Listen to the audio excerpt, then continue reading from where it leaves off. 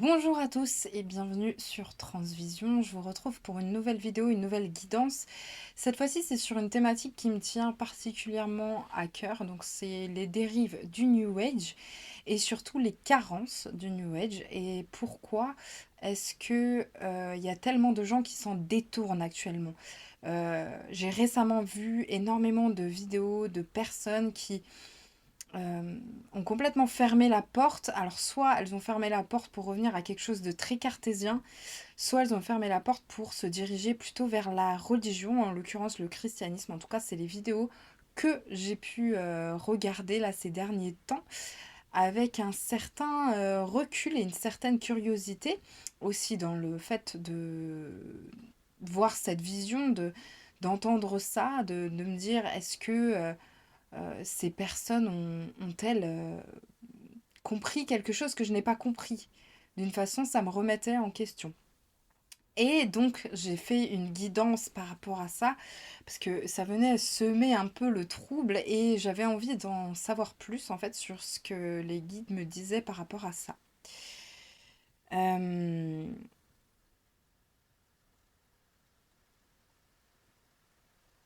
Déjà, ce qui est posé, c'est la notion de responsabilité, c'est-à-dire que il y a beaucoup de gens qui ne sont pas capables encore de voir qu'on est 100% responsable de notre réalité. Et là-dessus, déjà, je mets une petite parenthèse parce que être responsable de notre réalité, ça ne veut pas dire qu'on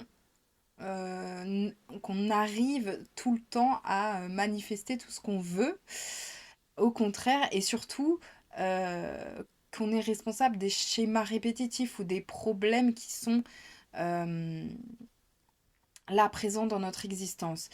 En fait, bien sûr, on en est responsable quelque part à un endroit, mais la plupart du temps, je dirais peut-être 90% du temps, on est inconscient de ce qu'on crée. Mais ça ne veut pas dire qu'on n'est pas créateur. Ça veut dire que c'est notre inconscient qui va créer ces schémas.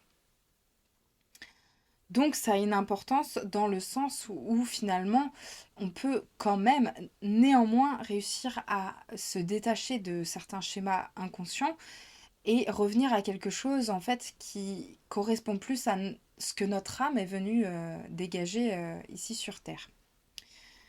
Donc ça, c'est pas nié dans le développement personnel, dans le milieu New Age, dans la spiritualité globalement, on nous dit tout ça. On nous dit que c'est possible de changer et de revenir à peut-être notre mission d'âme. Qu'est-ce que ça nous donne une possibilité, en tout cas, ça nous ouvre une porte peut-être différente d'un monde matérialiste qui vient diriger l'attention, la concentration vers OK, il y a quelque chose de plus grand, je peux vivre ma vie avec peut-être plus de joie, plus de bonheur, peut-être que mes rêves sont enfin possibles.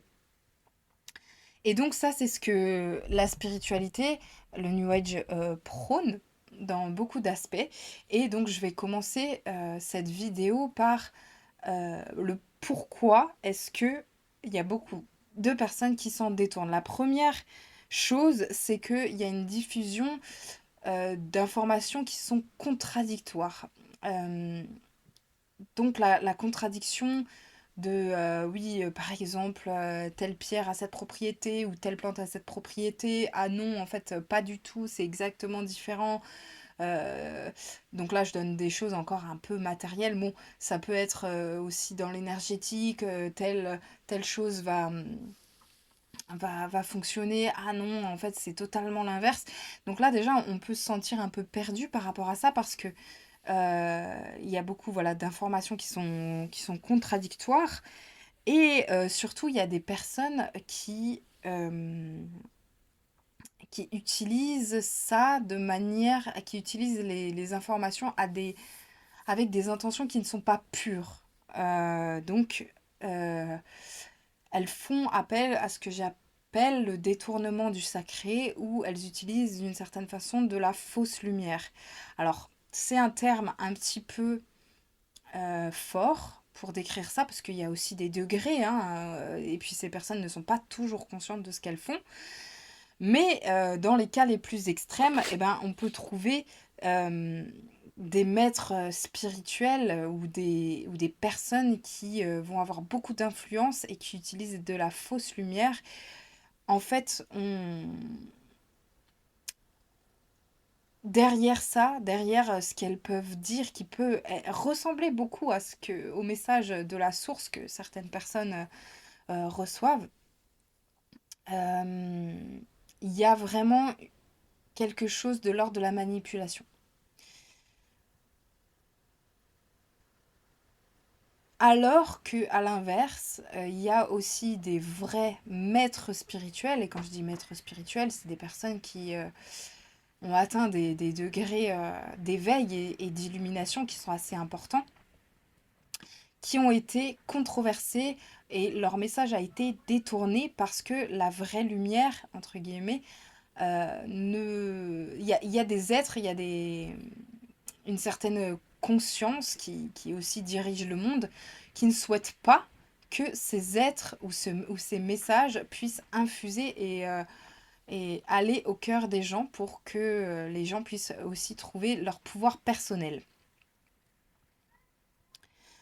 Alors pour revenir un petit peu aussi simplement donc à la question donc pourquoi est-ce qu'il y a des personnes qui se détournent de ce milieu de la spiritualité, c'est aussi parce que là-dedans, il y a des profiteurs ou alors des personnes inexpérimentées, pardon, ou alors encore des personnes qui sont dans l'ego spirituel. Et tout ça, ça fait un package de confusion. Euh, donc comment détecter ces personnes? On peut simplement voir que souvent, ils jouent avec la crédulité. Ils jouent avec la crédulité des personnes. Il les caresse dans le sens du poil. Oui, tu es merveilleux. Oui, tu as à accomplir des grandes choses dans ce monde, etc. Alors oui, hein, on a tous, entre guillemets, une âme qui peut accomplir des choses infinies. C'est pas nié. Sauf que souvent, ça peut en fait combler un besoin d'être reconnu et que de dire ça, c'est un peu trop simpliste. Donc ça fait partie à la fois des personnes qui peuvent être dans la manipulation, à la fois des personnes qui peuvent être tout simplement inexpérimentées. Souvent, il y a aussi une dépendance qui se crée. Euh, donc les personnes, en fait, il n'y a pas une visée de rendre la personne en face de vous libre. C'est-à-dire que ça va être toujours de revenir à ses formations, de revenir à quelque chose qui rend la personne dépendante et qui va pas lui permettre en fait de contacter sa propre lumière, sa propre liberté, sa propre vérité. Donc ça, c'est un peu pour donner du discernement déjà dans le pourquoi est-ce que les personnes se détournent de ça. En plus du fait que, en effet, c'est difficile de voir qu'on est responsable de notre vie. Il y a aussi un aspect qui est très important, très très important, et qui souvent crée ce détournement, c'est qu'on a peur, et j'en fais partie à certains degrés, et j'en ai fait partie encore plus profondément, donc de notre pouvoir personnel. Quand je dis pouvoir personnel, ça veut dire, ça implique l'ego. Mais on a peur de lui, bien sûr, parce que en fait, on a peur des dérives qui peut nous amener à créer dans notre réalité. Et donc, ça va nous conforter à aller chercher ce pouvoir, disons, ce repère, ce pouvoir à travers un facteur extérieur qui peut être, par exemple, la religion. Sauf que dans la religion, il y a quelque chose qui personnellement me gêne, qui est que c'est prétentieux à mes yeux de croire qu'en fait, au final, il y a une vérité absolue. C'est-à-dire, pour moi, il y a une vérité personnelle, et cette vérité personnelle euh, a différentes couleurs et tonalités et différents aspects qui va se manifester selon la personne. Euh, et en l'occurrence, pour moi, une vérité, lorsqu'elle est habitée, lorsque la personne elle est alignée avec sa vérité personnelle, il y a quelque chose qui vibre. Il y a quelque chose de l'ordre de la joie.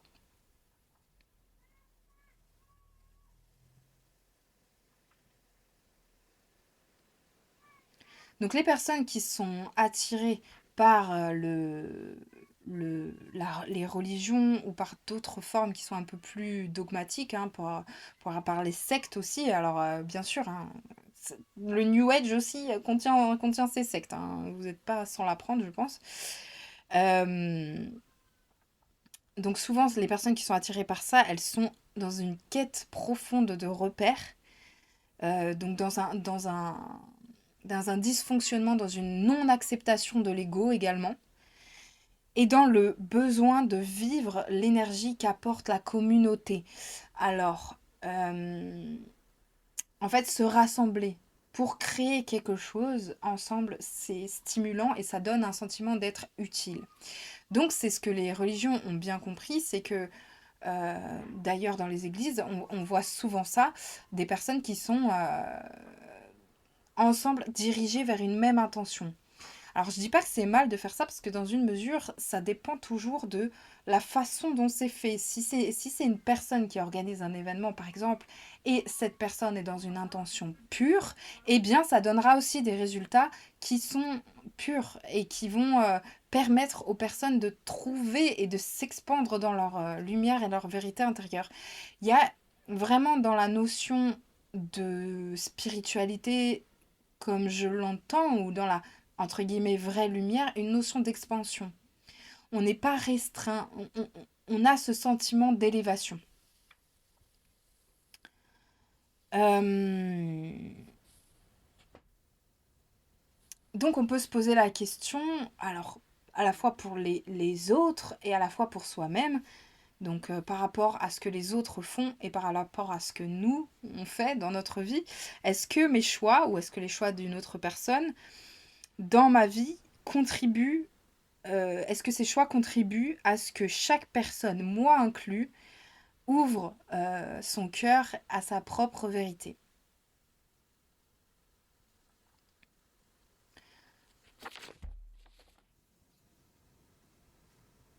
Donc cette vérité, elle passe bien évidemment donc dans ce milieu-là par le discernement. Et je ferai une vidéo entière sur le discernement, donc si vous voulez en savoir plus, n'hésitez pas à vous abonner parce que pour moi c'est important de cultiver ça dans sa vie. Ça va permettre en fait de poser nos racines sur des choses qui sont solides. Surtout dans un milieu où il y a tellement de confusion, encore une fois. La deuxième chose à faire, c'est se permettre de prendre du recul. Est-ce que... Donc la question à se poser, par exemple, pour prendre du recul et pour aller dans une introspection, c'est est-ce que telle ou telle chose me fait vraiment du bien? Est-ce que je sens cette expansion? Et donc là, ce qui est super important et ce qui est très difficile, c'est d'être, parfois, hein, d'être honnête avec soi-même. Souvent, nos petits arrangements ne nous arrangent pas forcément. Et c'est aussi pour ça que des fois, on a des retours de bâton et des expériences qui sont un peu plus traumatisantes, un peu plus choquantes, puisque en fait, c'est comme si la vie, dans sa bienveillance profonde, vient nous dire là, en fait, c'est pas possible que tu continues dans ce système-là. C'est pas possible que tu continues dans cette voie-là. D'ailleurs, les personnes qui ont vécu certains traumatismes ou qui sont allées profondément dans certaines maladies et qui y sont sorties, etc., elles témoignent de- comment dire, d'une prise de conscience énorme. C'est-à-dire, elles ont pu percevoir que leur système de croyance initial n'était pas le bon et elles ont su changer. Elles ont su se remettre en question là-dessus et elles ont... Alors, ça passe pas que par des affirmations, ça passe pas que par de l'hypnose. C'est vraiment cultiver son jardin. Alors ça, j'en parle souvent ici sur cette chaîne, c'est cultiver son jardin intérieur. Et cultiver son jardin intérieur, ça nécessite de prendre le temps pour ça. Euh, prendre le temps pour cette introspection. Donc, cette introspection, elle passe bien évidemment par le corps, par le ressenti. Par exemple, un exercice très simple, ça peut être se demander, alors, je vais donner un exemple au niveau de la nourriture. Admettons, je donne un exemple, je sais pas ce que je fais, mais je bois un cacao, tous les matins ou par exemple, en ce moment, ce que moi je fais, c'est je bois un jus de citron chaud, tous les matins. Alors, pas tous les matins, mais je le bois souvent. Bon bref, et je me pose la question, je regarde dans mon corps, je me connecte à ça, à ça, tout simplement, le fait de faire ça. Ou alors je peux m'y connecter pendant que je le fais, je peux m'y connecter en dehors, juste avec l'intention de percevoir ça. Je regarde dans mon corps, qu'est-ce que ça fait? Jus de citron chaud, le matin.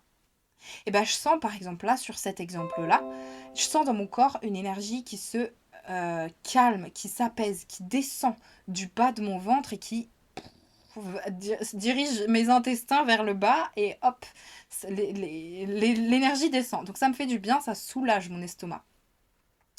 Donc je vois que ça, voilà, ça me permet d'avoir du discernement, mon corps me donne l'information. Et pour des personnes qui sont moins, entre guillemets, sensorielles, parce que on, on a une présence à notre corps qui est plus ou moins marquée. Alors ça c'est pareil, je reviendrai dessus parce que je pense que moi j'ai été quelqu'un d'assez dissocié dans mon corps de mes ressentis et je pense que c'est quelque chose que j'ai pu cultiver. En tout cas, j'ai pu revenir dessus par aussi l'écoute de moi-même, par une intention sincère de pouvoir mieux m'écouter.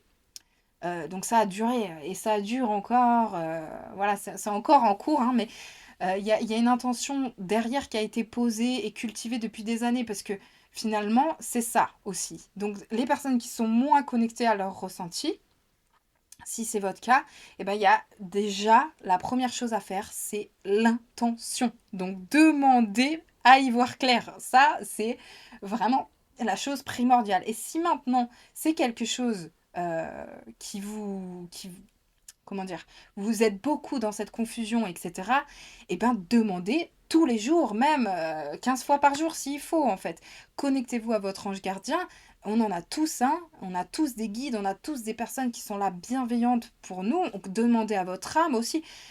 En fait, le fait même de demander actionne quelque chose à l'univers. L'univers va se dire, ok, elle demande ça, elle ou il, hein, demande ça, ça veut dire qu'il est prêt à recevoir. Donc ça peut arriver, le message peut arriver sous forme de synchronicité assez étonnante. Donc là, évitons d'être dans l'attente que quelque chose d'extérieur vienne à nous, mais soyons plutôt en fait dans l'écoute, c'est-à-dire je choisis ce matin d'écouter ce que la vie a à me dire. Je choisis de débuter ma journée. Bon, parce que forcément, le début de votre journée va donner une tonalité hein, sur le reste, hein. En tout cas, le fait de demander, j'insiste là-dessus, ça fonctionne, ça fonctionne. C'est vraiment moi comme ça que j'ai longtemps travaillé.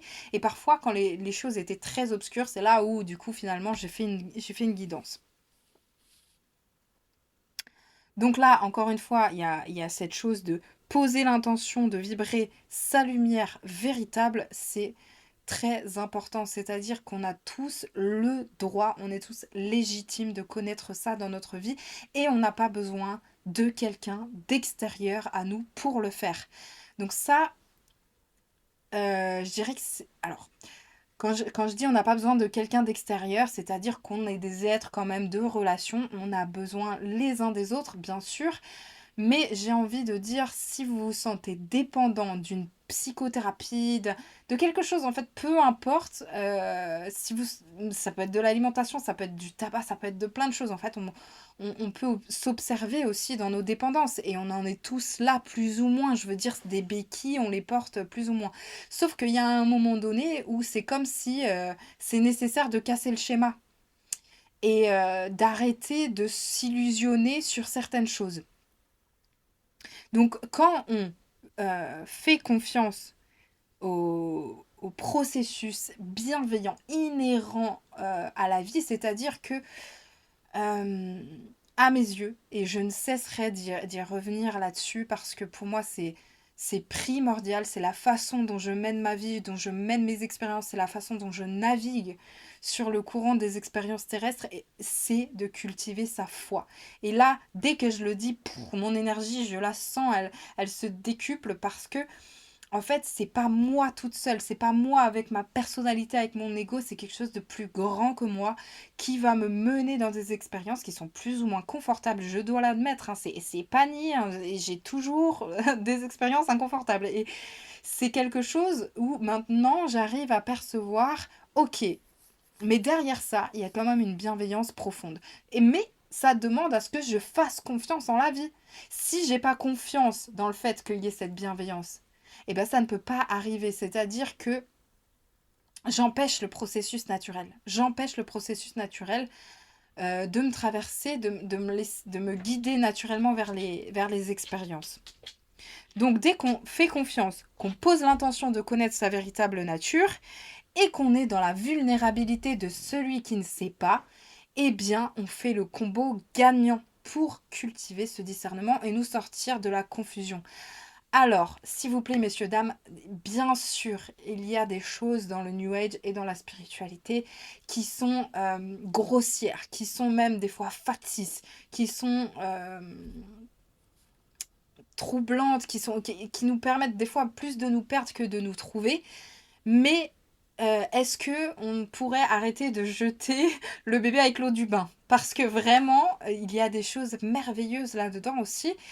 Moi, je suis sur ce chemin personnellement depuis une quinzaine d'années et je navigue à vue, je navigue ma barque, je navigue sur ma barque et sans cette connexion avec quelque chose de plus grand, je je serais encore plus perdue. Mon âme serait encore plus perdue. Donc voilà, là je... Et je dis pas que j'ai pas eu d'aide, hein. J'ai eu de l'aide sur plein de plans de ma vie, sur des personnes qui m'ont permis d'ouvrir mon champ de vision, qui m'ont permis d'accéder à certaines énergies que je n'avais pas accès, qui m'ont permis de me questionner, etc. La vie dans son entièreté est bienveillante finalement. Et parfois, il y a des choses qui viennent plus me challenger et c'est ok aussi. Certaines rencontres, certaines situations, etc. Et au final, quand j'en sors, souvent, on peut le voir, bah, si vous regardez 2 ans en arrière dans votre vie, en fait, vous voyez que vous n'étiez pas du tout la même personne et que vous avez quand même réussi à évoluer, à cultiver quelque chose. Donc, soyons un peu objectifs avec nous-mêmes et fiers aussi de là où on est, de ce qu'on arrive à cultiver aujourd'hui et de la façon dont on grandit, dont on se retrouve à nous-mêmes, puisque finalement, n'oublions pas que cette évolution, cet apprentissage, finalement, c'est juste un retour à soi. C'est quelque chose dans notre nature qui est là présentement en chacun de nous et qui demande juste à se dévoiler. Voilà, alors ça c'était pour le message du jour sur tout ce qui est New Age, etc.